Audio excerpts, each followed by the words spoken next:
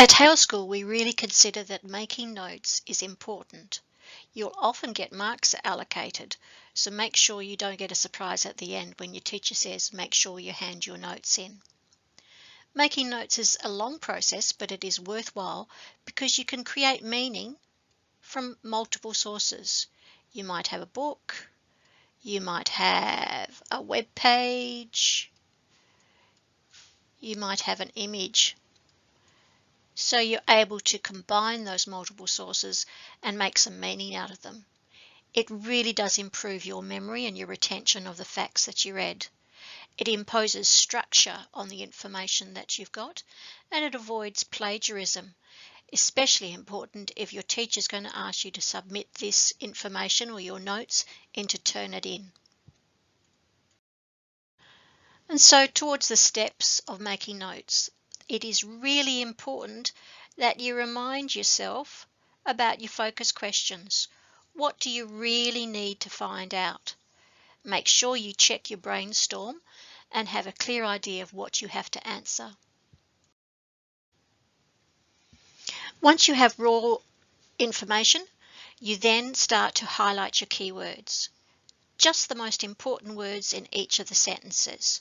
Short, snappy phrases. By the time I've got to about 5 words, I think that's getting a bit long, so I might break it down into 2 short, snappy phrases. Just the most important words in sentences that are dealing with your focus questions. I tend just to highlight a paragraph at a time. Otherwise, if you highlight right to the bottom, your short-term memory will have forgotten what you've highlighted by the time you go back. So just one paragraph at a time. Change the colour if it starts to talk about something different, so if the information changes. And then you move the bullet points across. So once you've highlighted 1 or 2 paragraphs max, just the keywords, you're going to move the keywords across to the right-hand column. Try and use your own words wherever possible, because it's little point in recording something there that you don't understand.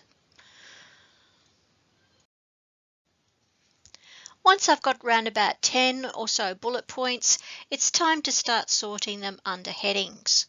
Group them by common information and then think of what would be a good heading to describe that group of bullet points.